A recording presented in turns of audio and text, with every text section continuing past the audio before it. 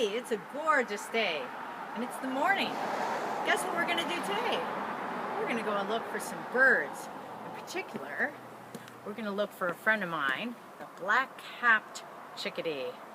The black-capped chickadee is the first bird that you hear in the spring.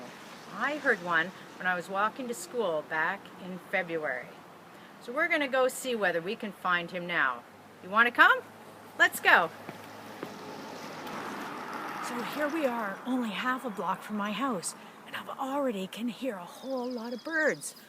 I'm in that little bit of woods. It's right beside the golf course. Listen, see if you can hear them. I can hear it, a black-capped chickadee. Look, I brought my binoculars. Let's see. Maybe if I look through my binoculars, you'll be able to see a black-capped chickadee. Let's look.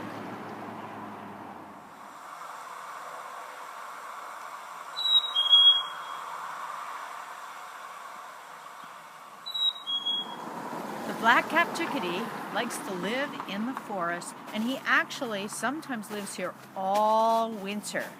How cool is that? He hides in a hole in the tree. I can't imagine how cold he must be. But in February, when it starts to be spring, he starts looking for a mate to make a nest with. Now, if you listen really carefully, the black-capped chickadee has a number of calls, but the one you're going to hear most at this time of year is the one where he's calling his mate. It goes like this. Hey, sweetie. Hey, sweetie. I'll do it with a whistle so you can hear it better.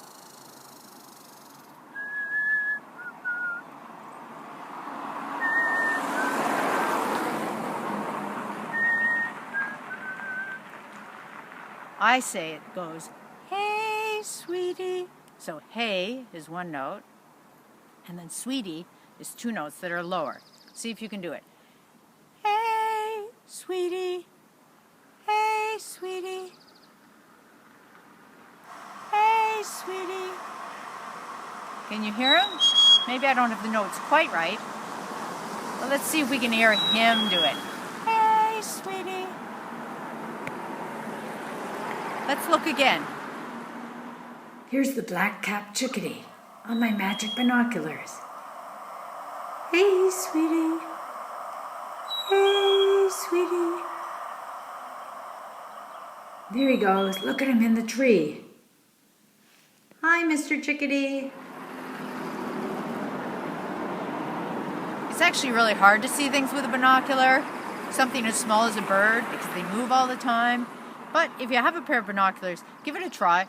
Otherwise, you can just listen and see if you can pick them out.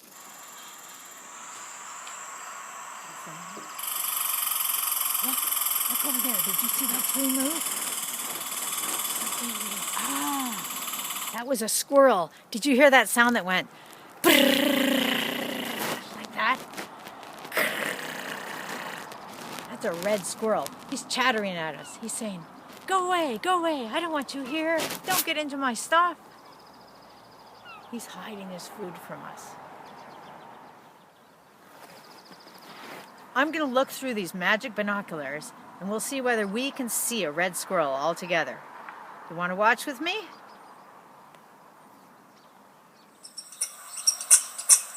There he is.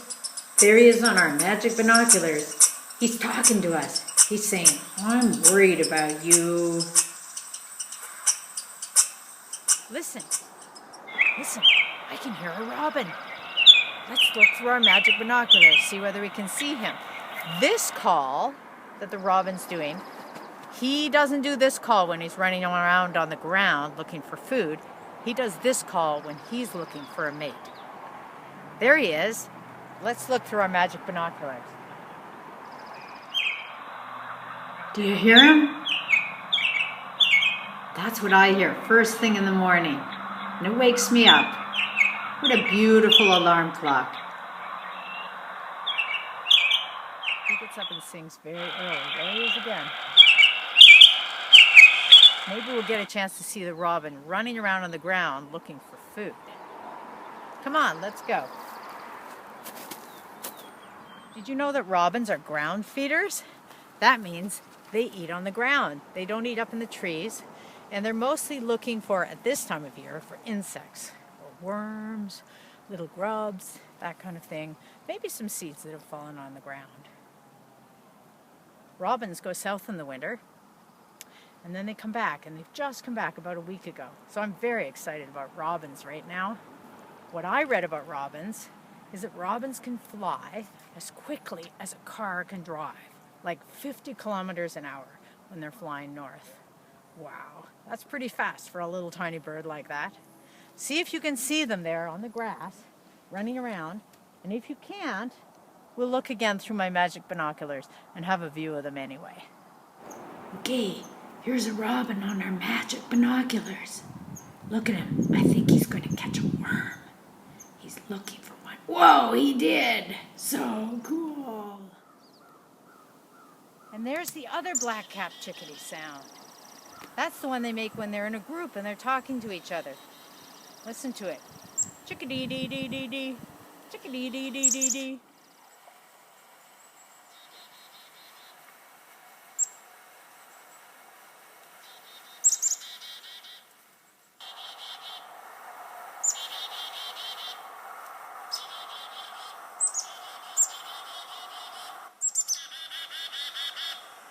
Now what's really cool is what I read about chickadees is that they're talking to each other. So they have these different songs that talk to each other in different ways.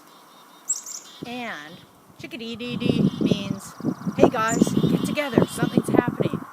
But if he goes longer, like with more D's, like chickadee-dee-dee-dee-dee-dee, or like 5 or more times, chickadee-dee-dee-dee-dee-dee, then it's something really dangerous. So that was fun, going walking in the woods and listening to birds. But you know what?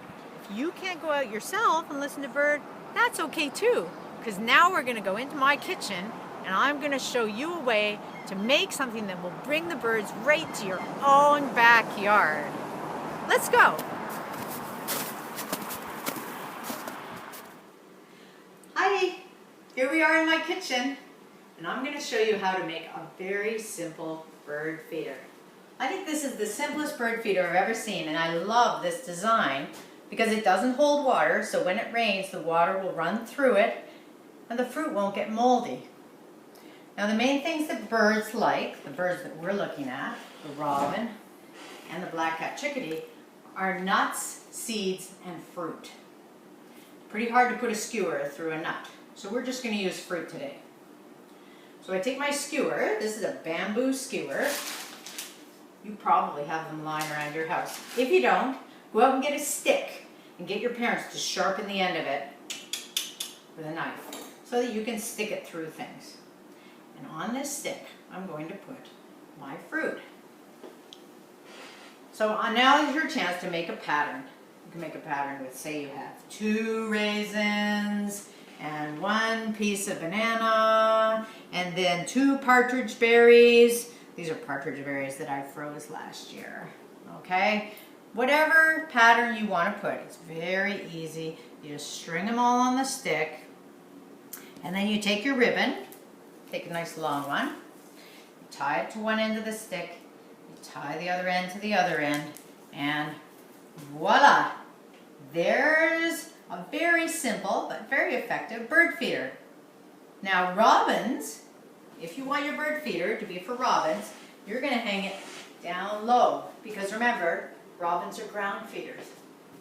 And if you want it to be for the black-capped chickadee, you hang it up high on a little thin twig so that the squirrels don't get it. And if you want to feed the squirrels, you can hang it anywhere because squirrels are really smart and they'll get it no matter where you hang it.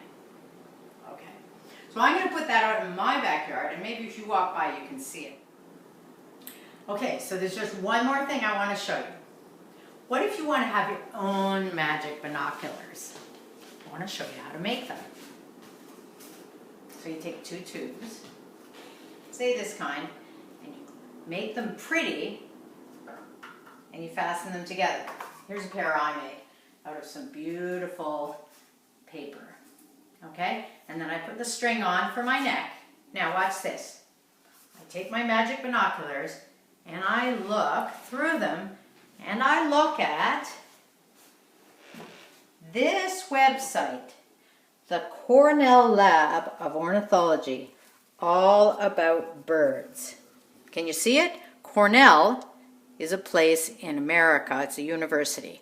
And they are the main place that studies birds in all of America. So go to their website and you can look up any bird you're interested in. Okay, have fun birding and we'll see you next time. Bye.